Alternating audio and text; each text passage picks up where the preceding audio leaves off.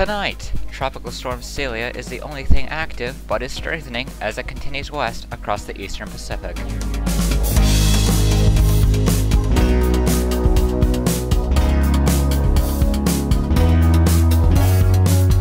And now the latest around the wide world of tropics.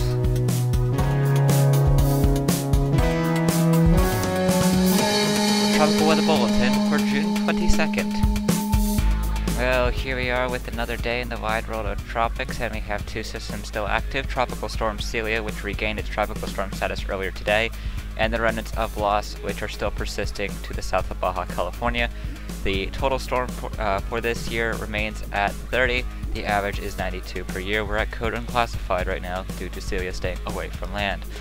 It's day 22 of Atlantic hurricane season, and there is nothing active at this time. There are no areas of interest either, but we are watching for some potential in the main development region. Some ensembles are picking up support. However, it's a bit too early to designate anything at this time, if there is anything to designate.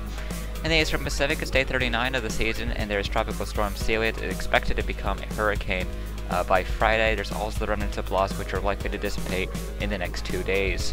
Other than that, nothing expected in the next 5 days in terms of formation here.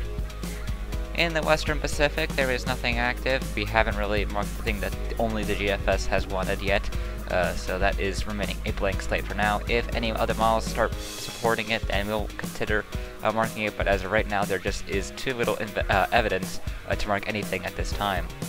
In the North Indian Ocean is the same story here. There is nothing active and nothing expected in the next 5 days. We're past the first peak of the season and months away before the second peak starts. The most we're going to get out of anything the next few months is monsoonal depressions at best. So with that being said, we will look at the flutter imagery for Celia. You can see the convective burst it had recently over its new center. It's pretty much what it's going to be needing in order to get itself back together after days upon days of fighting wind shear. So Celia's had a tough battle, but it is looking like it is going to be dealing with some better conditions that should help strengthen it to hurricane status. Looking at our satellite imagery, you can see what we're looking at in terms of the Atlantic side of things. Not much going on. You can see a frontal system that continues to dive westwards, or dive into the Western Atlantic. You also got that extratropical low that has been dying in the Iberian Peninsula. In the Eastern Pacific, you can quite clearly see Celia. It's that massive blob you see there to the south of Mexico. The remnants of blob are nothing, or blobs are nothing but a naked swirl at this point, so you can hardly see it to the south of Baja California. In the Western Pacific, it is kind of a mess over here. Not much going on. A whole bunch of showers and thunderstorms, but nothing that's going to be developing into anything in the next few days at the very least. North Indian Ocean, we still have that monsoon that has turned lethal, of course, in Bangladesh and India, as I discussed in last night's bulletin. Arabian Sea remaining pretty dry in the western side of things. Looking into the southwestern Indian Ocean, it is pretty quiet over here. Nothing really going on. A lot of dry air in general. Things pretty much stay confined hundreds of miles away from the Madagascar coastline. After the season they had, it's pretty good to see that they're not seeing much right now.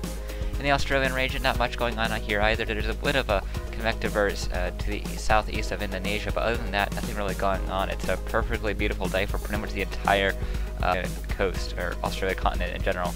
In the Eastern Pacific, here are the sea surface temperatures right now. It's around 28 to 29 degrees across the southern coast of Mexico and southwestwards. As you head westward, those temperatures do decrease to 25 to 26.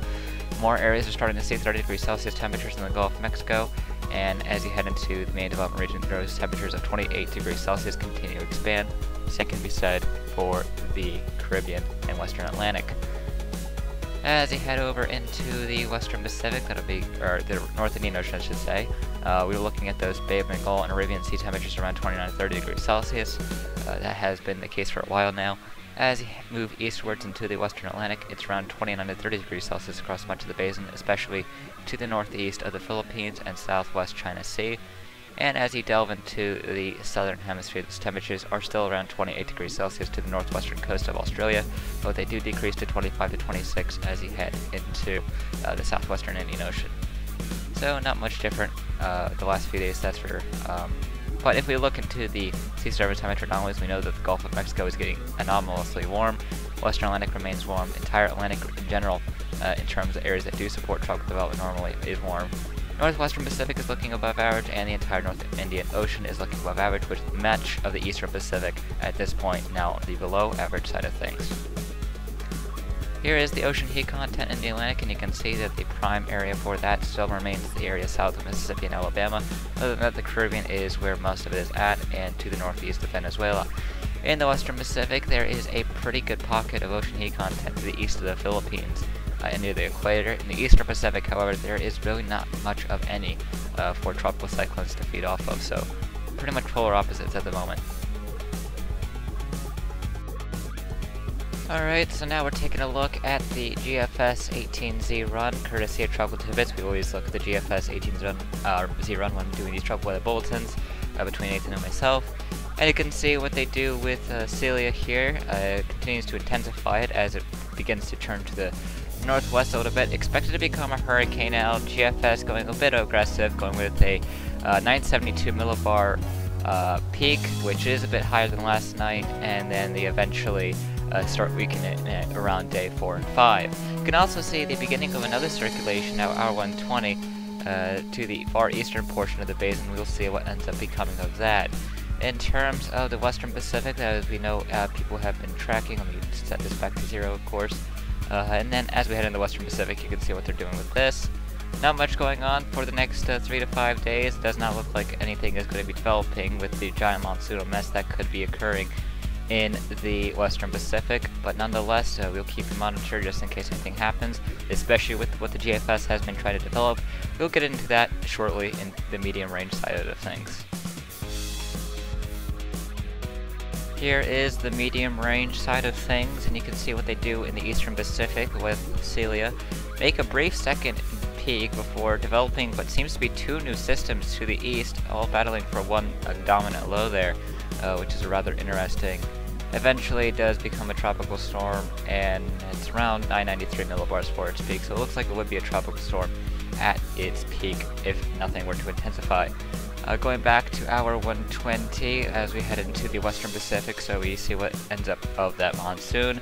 You can see in the medium range side of things, the GFS is still very much insistent that there will be a tropical storm forming to the northeast of the Philippines.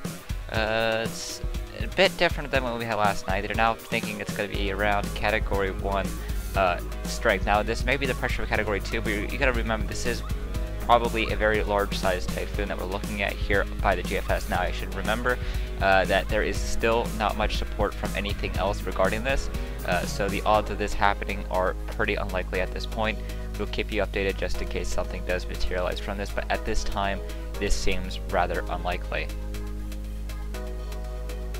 Here is your shameless plug to visit the Force 13 store. We have all sorts of merch, and you can also purchase animations for your own request.